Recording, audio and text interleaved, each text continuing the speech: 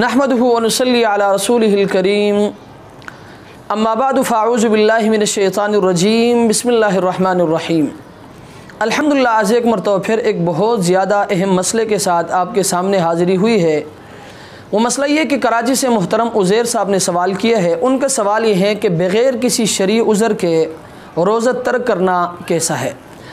तो याद रखें, इंसानियत का तकाज़ा ये है और अब्दियत का तकाज़ा भी ये है कि वो परवरदिगार जो पूरा साल हमें खिलाता भी है, हमें पिलाता भी है, हमें पहनाता भी है। गरज़ ये है कि वो हर तरह की नियामतों से हमें माला माल करता है।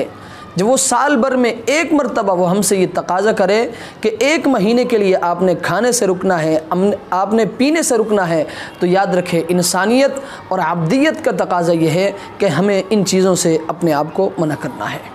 तो याद रखें, बग़ैर किसी शरई उज़र के रोज़ा तर्क करना सख्त गुनाह, हराम और नाजायज़ है।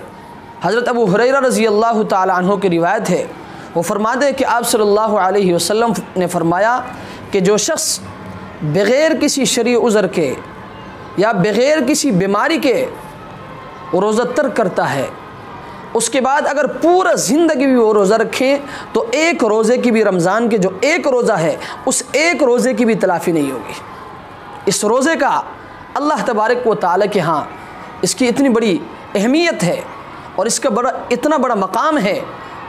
याद रखें, आजकल हम छोटे छोटे आज़ार की वजह से रोज़ा तर्क करते हैं।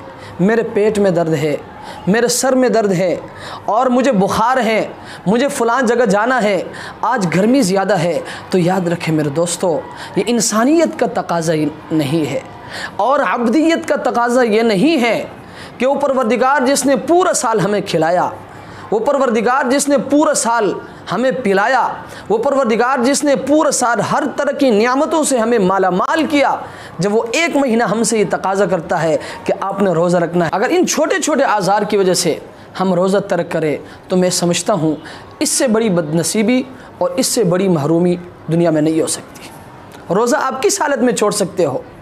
हम सर में दर्द होता है, हमें पेट में कोई तकलीफ़ होती है, बुखार होता है, नज़ला होता है, हमें कहीं जाना होता है, गर्मी ज़्यादा होता है, तो हम रोज़ा तोड़ देते हैं, हम रोज़ा तर्क करते हैं। तो याद रखिए, बड़ी महरूमी है, ये सख्त गुनाह, नाजायज़ और हराम है। रोज़ा आप किस सूरत में तर्क कर सकते हो? तो याद रखिए, अगर कोई अचानक ऐसी बीमारी आपको लाहिक हो जाए कि उस बीमारी की वजह से आपकी जान जाने का ख़तरा हो या बीमारी के बढ़ जाने का ख़तरा हो, तो उस सूरत में आप रोज़ा छोड़ सकते हो या रोज़ा तोड़ सकते हो या रोज़ा तर्क कर सकते हो।